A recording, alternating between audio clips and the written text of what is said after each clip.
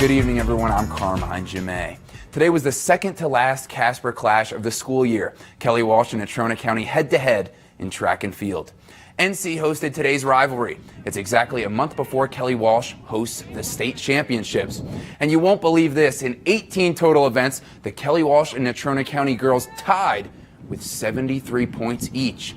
On the boys' side, it was pretty close. The Kelly Walsh boys beat the NC boys 79-67.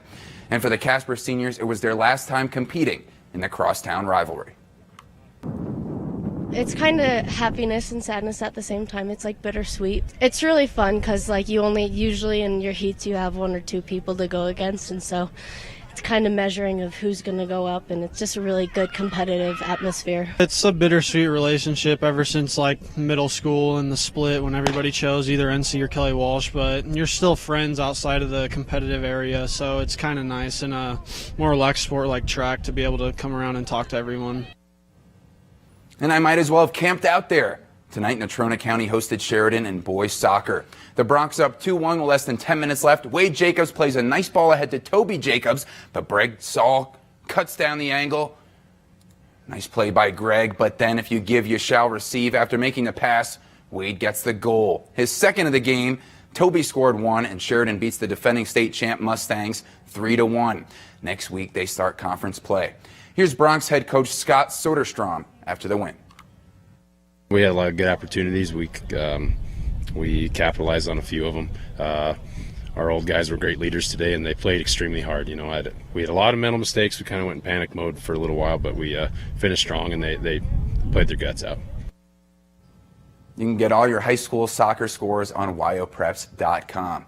And the biggest sporting event in Casper this weekend is the Ropin' and Riggin' Days Rodeo. Hosted by Casper College, it's the second to last rodeo of the season before CNFR.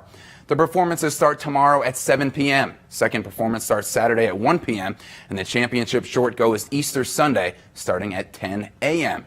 Everything's at the indoor arena at the Central Wyoming Fairgrounds. Right now, the Casper men are in fifth in the region, but only 300 points back of the second CNFR qualifying spot. The Casper women are well back of Eastern, UW, and Gillette, only separated by 70 points for the top two spots.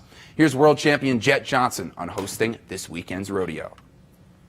It's awesome to put on our rodeo and the people come out and get behind us, and I'm expecting, you know, a good crowd. People can come out and watch the rodeo, and we have a really good team this year, you know, well represented, so we're really excited about it.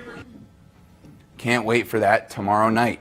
And today the Wyoming track and field team had a strong first day of their California trip. At the Mount Sac Relays, Casey Donor had the second fastest steeplechase time in Cowgirls history. She won her heat in a personal best time of 10 minutes, 24 seconds. And at the Pacific Coast Intercollegiate, Kelly Walsh grad Jerea Davis won two events. She won the long jump again, then combined with today's triple jump winner Jayla Henderson on the winning 4x100 meter relay team. On the men's side, Bryce Ailshee won the 800 meters in a season best 1 minute, 51 seconds. And in the hoops world, the Denver Nuggets at the San Antonio Spurs tonight. Game 3 of our first round series tied 1-1. Bad news for the Nuggets is despite going 54-28 this year, they had a losing record on the road. Here down 6 in the third, and DeMar DeRozan, oh my goodness, on the joker. No jokes there. And Hallie Jones with a connection here. She went to the University of Colorado with Derek White, who gets the and one. That young man was going off against his old hometown team. How could he do it?